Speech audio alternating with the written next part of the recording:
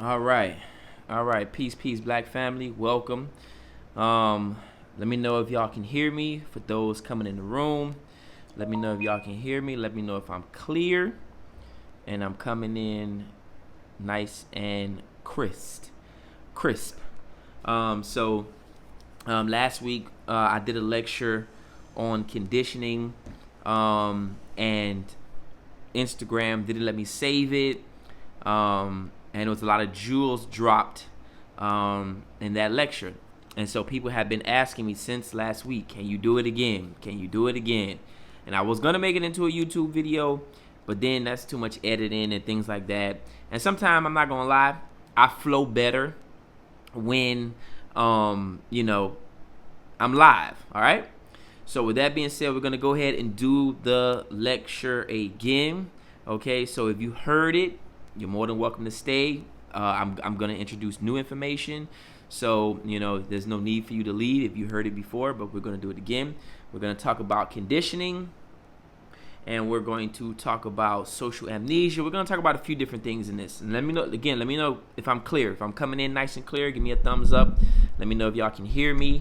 I want to make sure my audio is nice and crisp before I get to dropping this information. Can y'all hear me out there? Am I good? Good? All right. Thank you. Thank you very much. So we're going to go ahead and get started. Again, like I said, I'm doing the lecture over because Instagram didn't let me save it. And a lot of people have been asking me to do it again because they wanted to watch it again. So here we go. So first and foremost, one of the things that we have to understand as Africans is that we are at war, right? And a lot of us tend to think that war is primarily a physical thing, but that's not true. War is 100% psychological, right? Because before you even fire your first shot, you have to already anticipate the idea of death and killing, right? So you have to psychologically trick yourself or put yourself in a mind state where you're like, I might kill this person or I might die. So war is about psychology. Now there's a physical aspect to it, of course, 100%. But war is physically about psychology. If you study the Haitian Revolution, they talk about how Toussaint was so brilliant where he didn't have enough soldiers. So one of the things that he did, he used like a ruse, like ploy. So what he would do is he would dress up his soldiers in one particular outfit, have them march around, right? And then they'll get undressed and put another outfit to make it seem like he had more soldiers than he actually did, right? This is why Hitler, when he was marching through Paris, he had his people walking with their jack boots, and they were walking in a straight line, walking through Paris, putting fear in people, right? Because war is about psychology, right? Mike Tyson would always say that before he would get in the ring, he would know if he had his opponent beat. He said when he come out of the backstage, walking to the ring, he would never take his eyes off his opponent. And he said if his opponent looked away one time, he knew that he had him beat. He said he would stare at them from when he came behind the curtain all the way up till he got in the ring and never took his eyes off of them, right? Because war is about psychology. It has a physical aspect to it as well, but it's also about psychology. So what we're going to get in today is about we could talk about social amnesia, but today we're going to talk about how your mind is what sees and not your eyes. Now again, I told you this, I'm repeating this from last week, so if you heard it, I'm repeating it again because people didn't hear it and they wanted me to redo it. So basically, we are taught to think that we see from our eyes, but that is not true. We actually see from our brain. Our eyes are just a vessel to our brain that portrays an image, right?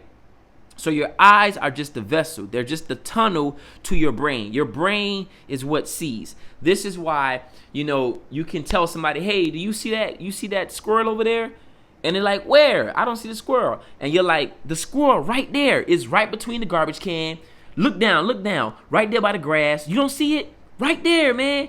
And they can be looking dead at it and not see it because their mind has been conditioned or has not recognized the image of the squirrel. This is why you can look at those puzzles, right? And they can have images within those puzzles, within those shapes. And you're like looking.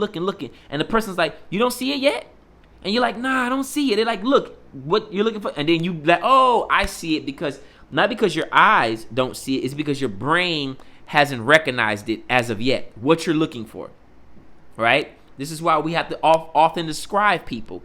We'll be like, hey, man, Brother Hassan, the tall dude, he got a cut on the side of his chin, and, oh, yeah, I know Brother Hassan, because your brain, again, has to recognize, it has to go through a simulating process, right? And then it says, yeah, I know Brother Hassan. I know who you're talking about. The same way when you see something. You have to be like, oh, I see it now. Because your brain has to recognize. We often say in this culture, if it was a snake, it would have bit me. We always say, oh, damn, it was right there in my face. I ain't even see it. So our brain is what sees, not our eyes. But we've been taught to think that our eyes are what see. But it's actually our brain, right? So this is why you can have... Let's say, for example, and again, I talked about this last week for those who weren't here. You can have, for example, let's pull this up, snowflakes, right? Snowflakes are unique in there isn't one snowflake that is the same. Every snowflake is different. Every snowflake is different, right? But to the untrained eye, right, they all look the same. All snow looks the same to the untrained eye. We go to New York, yay! We go to Canada, we play in snow. It all looks the same. But to the Eskimo's eye has been trained from a child to be able to tell the different shapes and a different way that the snow is formulating, because his life depends on it, right? When you go to certain parts of Haiti, I've always asked this when I go to Haiti, or let's say you go to Africa, right? I've always asked, how the hell do y'all travel through Haiti and Africa and y'all ain't really got no street signs, right? How do y'all travel through Haiti? It's because their livelihood depends on it. Some people in Haiti actually travel by understanding that certain trees and plants, the closer you move towards those trees and plants and those type of rocks, lead you to water. Their livelihood depends on it. In certain parts of Africa, they know these trees are close to water. So I know if I go closer to these trees, there's going to be water somewhere around. But to the untrained eye, that just looks like a tree, right? It just looks like you don't understand these things. So again, our brain is what sees, not our eyes. Our brain has to be trained. This is why surgeons, I could go up to a surgeon and he could be doing some work and I might look inside the stomach, and to me it just look like a whole bunch of guts. But to him, he's like, oh no, do you see the aorta, or you see the some surgical term? I can't even think of no surgical term. And I'd be like, it just looks like blood to me. Like, it just like blood and guts. I don't know what you're talking about. But because his brain has been trained to see certain things, to pick up on cancerous things, to understand what he's looking at, right? That's what vision is. Vision is to see. So I often say this. A lot of times we are critical of people who aren't where we are when it comes to consciousness. We call them coons. We call them sellouts. But you have to understand that everybody isn't where you are. Everyone can't see what you see because their brain hasn't been trained to see what you see. I didn't always think like this. I didn't always view the world like this. This is a fact. I had to train my brain to see what was the problem with interracial dating. What was the problem with having non-African friends? What was the problem with black-on-black violence, so-called black-on-black violence? I had to train my brain to see the world that way. So this is going back to vision now. I'm going back to vision. So when we say, man, how the hell you don't see racism? How the hell? Some people are, they just don't see because they have been hypnotized, right? We often think being hypnotized means that someone's standing in front of you with a clock and telling you, hey, in 7 seconds you're going to fall asleep. That's only one form of being under hypnotic state. Television is a form of hypnosis. Sitting in the classroom for 20, 15, 12 years is a form of hypnosis, because the only thing that hypnosis actually means is that you're under the earshot of someone's voice, that you're listening to someone and they're providing a level of information to you, right? This is what hypnosis actually means. You're hypnotized. So a lot of times we're critical on our people, and don't get me wrong, some of our people are coons. Some of them do know what they're doing, and some of them are just destructive. I'm saying for the ones who have not seen. This is why I don't come in my comment section. I'll be like, you stupid ass nigga, you should know what the hell going on, you dumb ass motherfucker. No. Because some people's brain has not been trained to think that way. We got to understand that. We got to learn the difference between a coon and someone who's just misguided. Okay? So that's essentially when we're dealing with vision, right? You're put in a hypnotic state. Now, the reason why I'm saying this is because constantly in our community, we say things like, the white man lied about our history. The white man did this. The white man did that. And we give him so much credit for snatching our history and doing all this and doing that. That is not true. Okay? Now, this is not me taking the side of white people. White people have done a lot of wrong to us. Still doing wrong to us. But when we say things like white people stole our history, they lied about our history, how the hell do you think we know our history? I mean, like, let's be real. How do you think we know our history? From studying their stuff. You get what I'm saying? They were the first people saying the Egyptians were black. So we have to be very careful when we say these things, because sometimes we can give them too much damn credit. But I say this also. Now, going back to the visual aspect of seeing things, because remember, again, the eyes are not what sees. The brain is what sees. And I say that because I found my old, well, I always had it, but it was just somewhere hidden at my people's house. I found my old world history book from high school, which is a very old history book, right? On the cover of the book, what do you see? An Asian, maybe a Greek or Roman statue, and a Yoruba mask right on the front of my high school. Look. It's old. I'll show you how old I am. Look at this. Look, it got mold all in it. You see that? That's how old I am. Right on the front of my book. I looked at this book every day from 9th grade to go into 10th grade. Every day I looked at this book. And because my brain was not properly trained, I bypassed this African statue on my book. So again, I say that to say, when we say that white people lied about our history, or they hide in our history, are they really? This is what it means to hide things in plain sight. Once you are able to hypnotize a people, once you are able to train their mind in a certain way, you can put this shit right in their face and they still won't see it. There's whole chapters in this book about Africa. And I sat in class and didn't see it. Because it's not your eyes. It's not your eyes that sees. It's your brain. And if your brain is properly untrained, you will not see what is right in front of your damn face. You won't. And I really want us to understand it from a psychological level, right? Look, even this. I don't know. I don't know who number this is in my phone, but I mean in my book. But I had this book since I was at Central. They ain't getting this book back. They probably looking for me right now. What is Negro at with this book? Miami High School, right? Miami Central Senior High School. Rockets. We in the building. But you know what I'm saying? I had these books right in my face. But because my brain wasn't properly trained, I could not see them. I could not see. It's like a lot of us study our history, right? But we just study our history from names, for name, dates, and events. And we don't understand the psychological reason we should be studying our history, right? We just study, like you know, a lot of people, they know African history. They can tell you so much about African history, but they don't know how to utilize that history to benefit us today, who we are today, okay?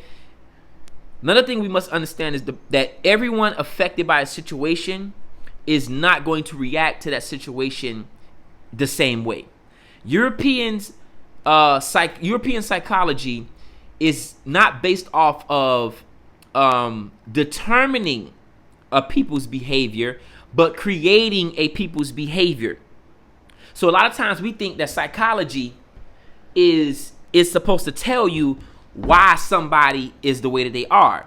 But what Europeans did is said, if we cultivate the society, we can cultivate the people the way we need them to be. So their psychology is based off of creating people to act a certain way, not figuring out why they act a certain way. Now there's a level in psychology of that when you go to the therapist and things like that. But more or less, European psychology is about creating behaviors. Okay, I'm gonna get on that in a second when I talk about conditioning. Okay, so give me 1 second. So again, like I said, this is a repeat from last week. A lot of people wanted me to do this again, so I'm doing it again. I'm gonna play a lot of the videos from last week, and I'm just gonna go over stuff, over and over. Let me check my time. Okay, I'm in 16 minutes, 15 minutes. All right, let's go. All right, so check this video out. Let me know if y'all can hear it. And this also goes into what I'm talking about as far as it's your brain that sees, not your eyes. Okay.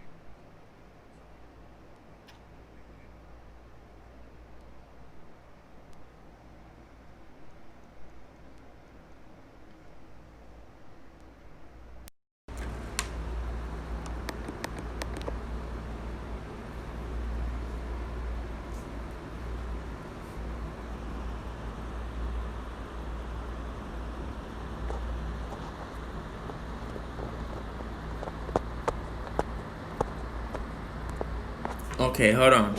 Let me try it again. Let me try it again. Give me 1 second. We're going to try that one more time. Let me know if y'all can hear me out there. I really want this to come in real clear. So let's try it again. Give me 1 second.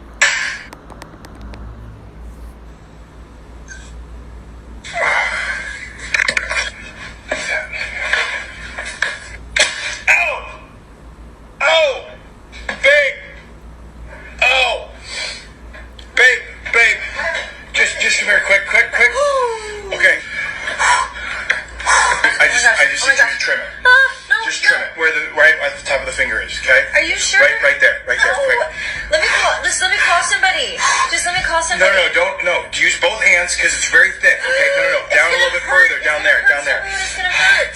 No. You're gonna need to go down right. No, right there. I'm trying. No. I'm trying. Right there. I'm trying. Right there. I'm trying. Right there. Tight. Right there. Right there.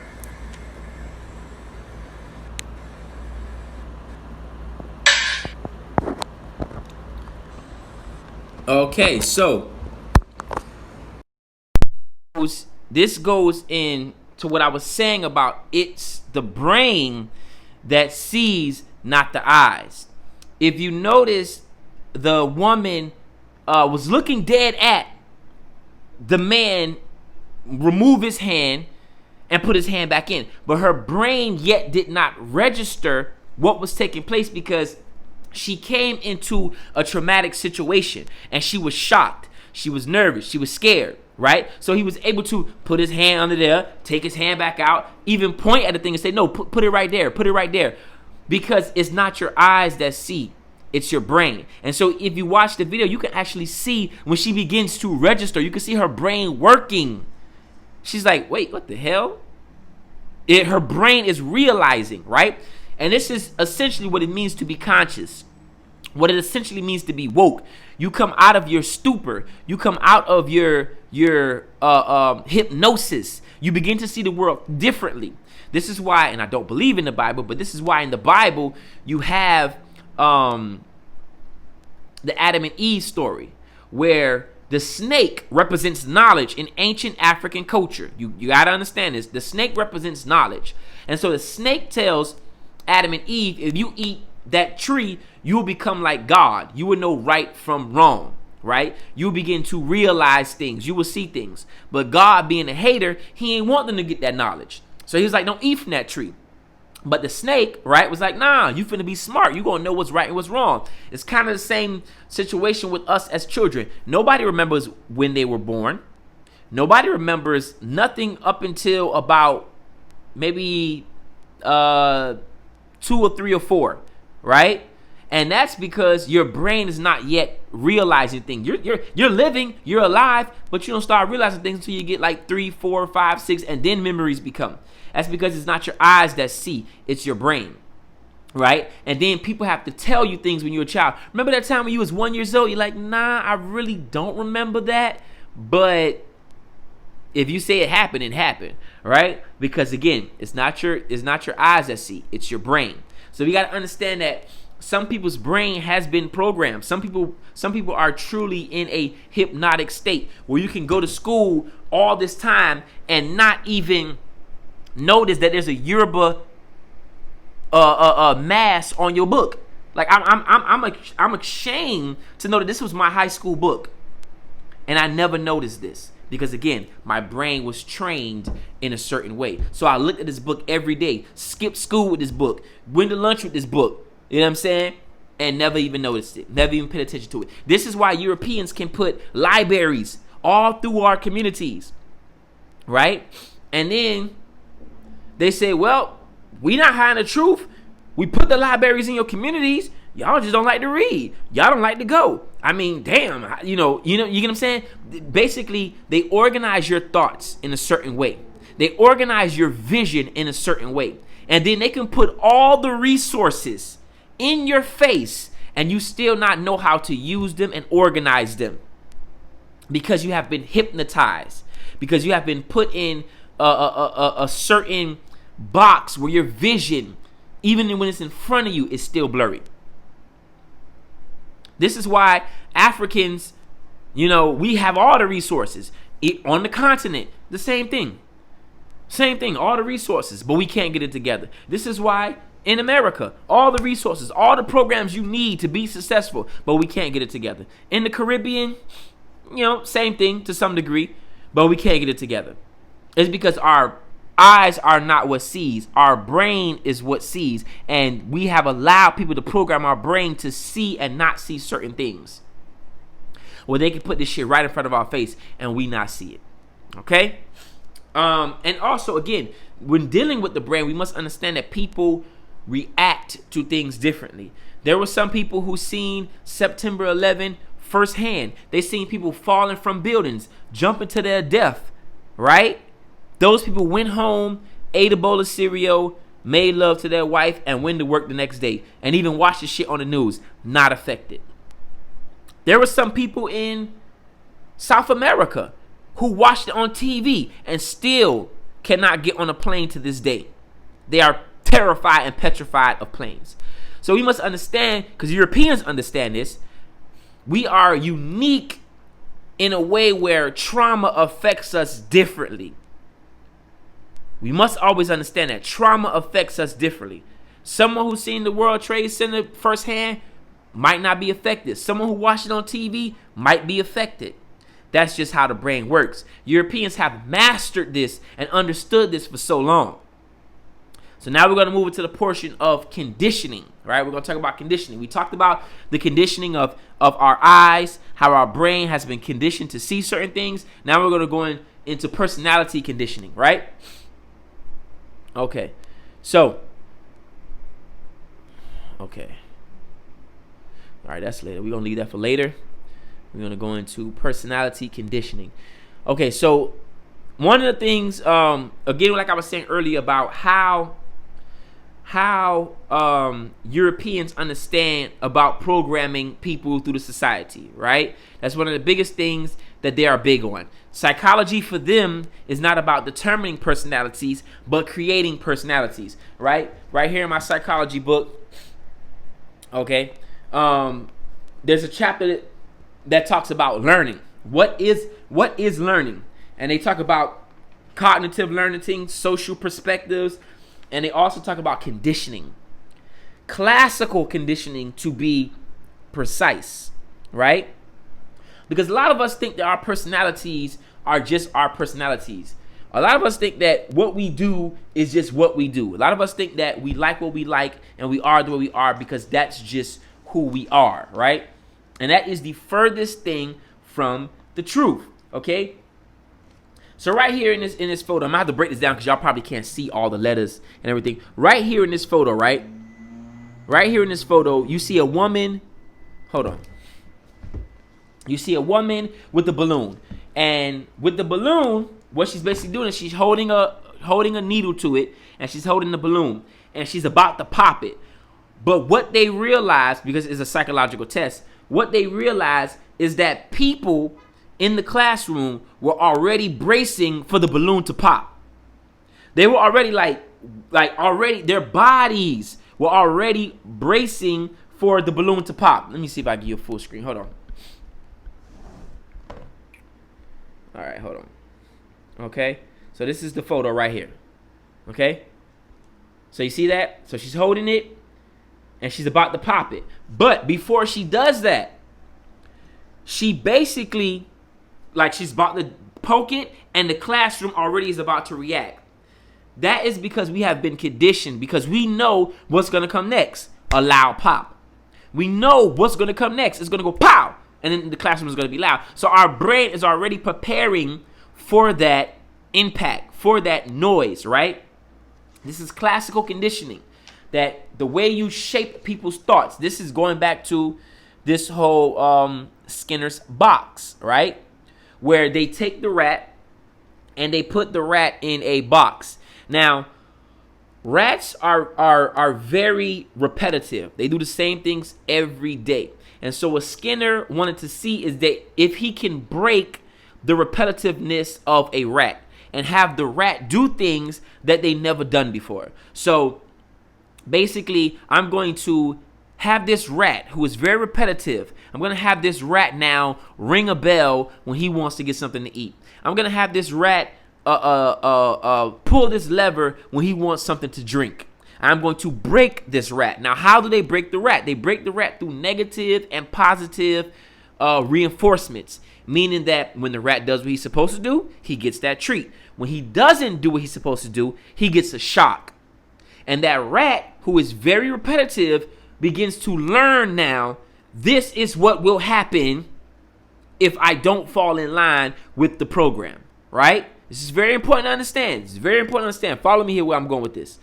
So they take the rat from a societal position, take that rat out of his natural habitat, out of how he's been living, out of his repetitive behavior, and now puts him in a controlled environment where the experimenter is able to control the environment, when you eat, when you drink, when you sleep, how I relate to you, how you relate to the world, and how you act will determine how your life will be, right? So why do you think we have this in our community? If we're looking at the experiment from a position of power, because that's what it's about power, because the experimenter is able to take the rat, put the rat in the box, and then treat the rat the way the rat, doesn't want to be treated. But he is now conditioning that rat, right? That is a power dynamic, because if the rat had the power, he would put the experimenter in the box and make him do what he want him to do, but he doesn't. So as African people, we are in that same situation where we have been trained and programmed through negative and positive reinforcements. Therefore, this is what creates a coon. This is what creates a coon right here. This is what creates this. Because they understand that I don't want to get shocked like that rat. I want to eat. I want to survive. And we understand that white people are the experimenters of the society, the same way white people are the experimenters with the rat. So Europeans early on understand we must break their will. We must break their repetitiveness. We must transform them into what we want and what we need them to be. Now, how do we do that? We must control the society that they live in. We must control how they eat. We must control what they find to be entertaining. Right? Anybody that stands up to us, we will make an example out of them. Fred Hampton. We will show them, and we will constantly repeat and show the pictures of lynchings. We would show Martin Luther King shot. We would show Malcolm X in his casket. We would show Fred Hampton being killed. We will show them, if you speak out and talk up against us, we will make an example out of you. Positive and negative reinforcements. This is why nobody wants to be pro-black. This is why nobody wants to be race first. This is why nobody wants to speak the way a Khalid Muhammad spoke. Because they understand, even from a psychological level, that being pro-black holds no benefits. They understand from a metaphysical level in their DNA, what our ancestors been through, that being pro-black hurts. That you can get hurt doing this. But I can't get hurt putting on a dress. I can't get hurt tap dancing. I can't get hurt cooning. I can't get hurt, being what master want me to be. But I can get hurt. Patrice Lumumba, Malcolm X, Martin Luther King, Stephen Biko, Thomas Sankara. I can't see the other one because my who is that? I think that's Fred Hampton in the right corner. Okay. Cabral. We understand that. Even if it's a deep subconscious fear, we understand that. And this is why Dr. Francis Cress Welsing says, every day a black man should get up and say, today might be my last day on earth. And I'm ready for that. If it happens, it happens. I am ready for whatever comes my way. When you think like that, you begin to move differently throughout this world. See, white people want you to be attached to the world, to live in fear, because they understand that fear runs the Negro. And if the Negro is ran by fear, I am the creator of fear. So I run the Negro. Okay? So going back to social conditioning, because that's also a part of social conditioning, right? Showing you your leaders. And here's the thing. I'm going to get your own people to kill you. I'm going to get your own people to crucify you. As in the case of Patrice Lumumba. So you're not even gonna want to stand up for black people, because you're gonna say, man, black people be the main one tearing black people down. They are conditioning us. Every time they put up a dictator, a murder, they are conditioning us to hate ourselves. I don't want to live around black people, because if I live around black people, they gonna kill me. They're gonna break in my shit. Black people always like this. We always like that. I meet beautiful black people every day. I just met a young boy. I see him every day in an apartment building, and we never spoke like that. And today he got in the elevator with me, and he said, "How you doing, sir?" I said, "I'm good." He said, "All right." When he got out the elevator, he said, "Have a nice day, sir." I seen them all the time. Big dookie dreads, you know what I'm saying? A young boy, probably like 17, you know what I'm saying? Pants sagging. Manners. Never spoke to him before. Manners. But when you be conditioned to view your people that way, then it's automatically, man, niggas this and niggas that. Okay?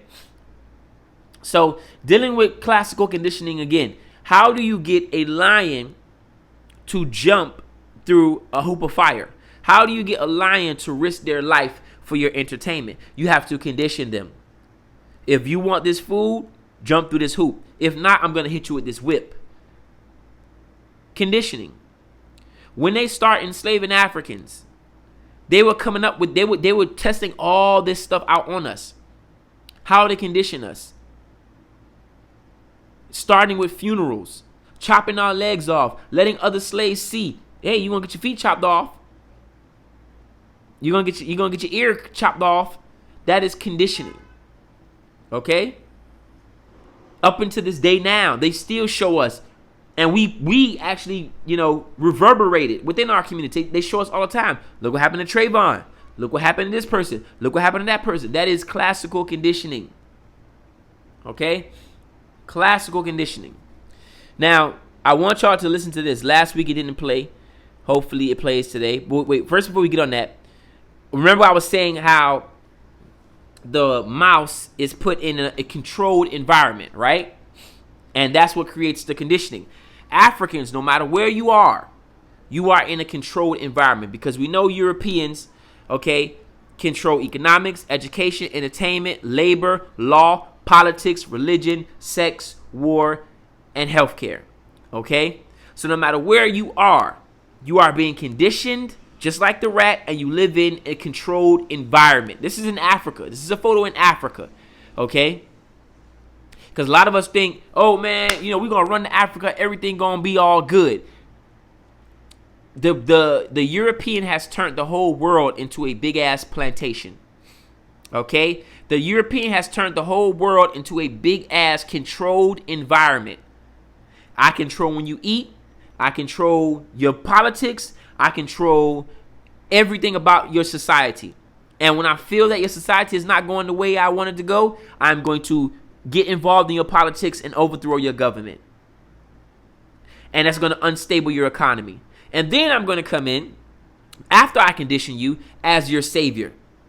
This is why you go to Africa, you go to Caribbean, or wherever else you go. Black people feel like white people are Jesus. They feel like they are a savior because they're being conditioned. Every time white people come, they're bringing something. Oh, a white person is coming? Yes, a white person is coming. They are bringing food. They are bringing water. Oh, I love it. That is conditioning. That is classical conditioning. Even that is conditioning. Because they're going to condition you to allow them to touch your kids. They're going to come in, they're going to steal your natural resources. But again, if we're not trained to see this, we're going to miss out on this every time. They come in, they steal our natural resources. They molest our children. They start wars. They manipulate the people. But they're allowed to do that because they have conditioned us through a controlled environment. They control the environment. That way, if you control the environment, you control the behavior. You control how Negroes act. You control how much violence takes place. We know this because if we study the Italian mob, the Russian mob, the Jewish mob, we know when they first came to America, they were discriminated against. And the fact that they were discriminated against, they created mobs and gangs. And the way that the government curved that level of violence is that they created opportunities for them. They said, you guys are killing each other too much in the street. We are going to give the Irish the fire department. We are going to give the Italians the police department. We are going to give the Jews the government jobs. Irish people were so integrated into the fire department that when a fireman still dies today, they play the bagpipe. They literally gave them industries to curb the violence because they understand control the society, control the people. So I don't care what you think about running that. If you're not talking about dealing with these crackers effectively, wherever you go, you're just going to another controlled environment. That's just it. A lot of us think that the project is a structure, a building. We think the project is a place that we live. The project, no matter where you go, is where black people are at.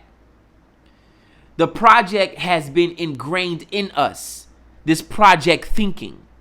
Okay, it has been ingrained in us, whether we lived in the projects or not. There are some people who grew up in nice neighborhoods. Black people, they want to be thugs. They didn't have to go that road. They didn't have to go that route. But because they have been conditioned through the society, they think that's the way that they need to go. This is conditioning. The project is not a building. The project is a mentality. This is why when people leave out the projects, they still carry that mentality wherever they go. This is why you can tell where people are from based off how they speak, no matter where they are in the world. Because it has become a part of them. They've been conditioned to think and feel and behave in that way. The same way when an animal is released from the zoo, this animal cannot go back into society. This animal has been conditioned in a way where they cannot live in the wild anymore. This animal has to go to a retirement home because they are now estranged from the natural abilities that they possess as whatever animal they are, right? Us, for example, we have been so conditioned where we think that it's normal to go to a grocery store to buy our food. That's not normal. To depend on another people to feed you and you go buy your food when Mother Nature gives you all the resources that you need to grow and make your own food. That's conditioning. If you put a lot of us in a natural environment, we would die from starvation because we don't know what plants to eat. We don't know what's grub. We don't know what's trash. We don't know what bugs to eat. This is conditioning. So we can't go back into our natural state of living like Professor Dr. Amos Wilson says. He says, if white supremacy in tomorrow, we will be in trouble because then we will have to live off of what we know, and we don't know much.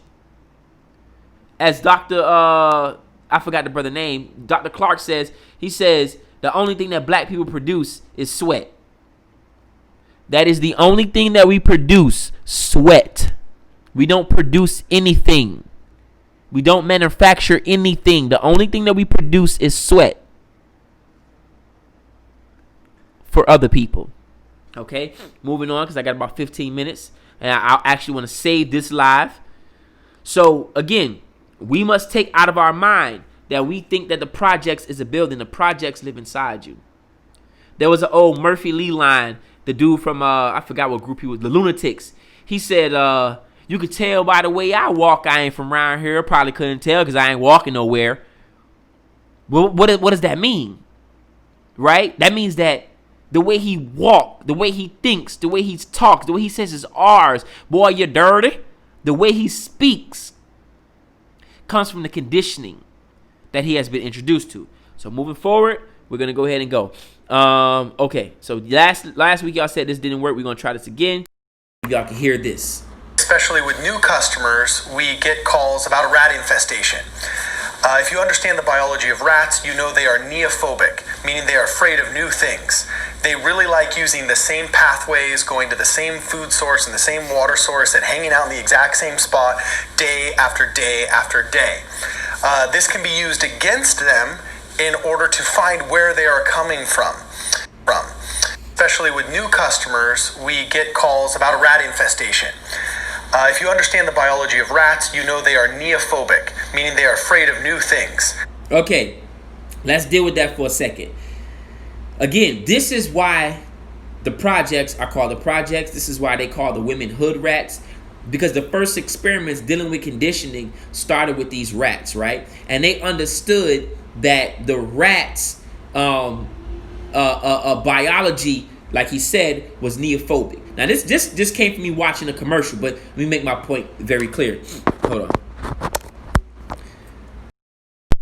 And so what these scientists decide to do is that they knew by breaking the will of the rat, because the rat being a neophobic animal, right, being someone who is neophobic, scared of new things, right, they knew that they can break the will. Once they break the will of the rat, they can do that to humans, right? This is why still to this day, you got black people, you know, tell them about Christianity 500 years later, they neophobic. We're scared of new things. We're scared of new information. We're scared to venture out into new territory, right? Because we're neophobic. We have been conditioned to be that way, to be neophobic, to be scared of certain things, to new information, cognitive dissonance. We reject it. We don't want to hear it, right?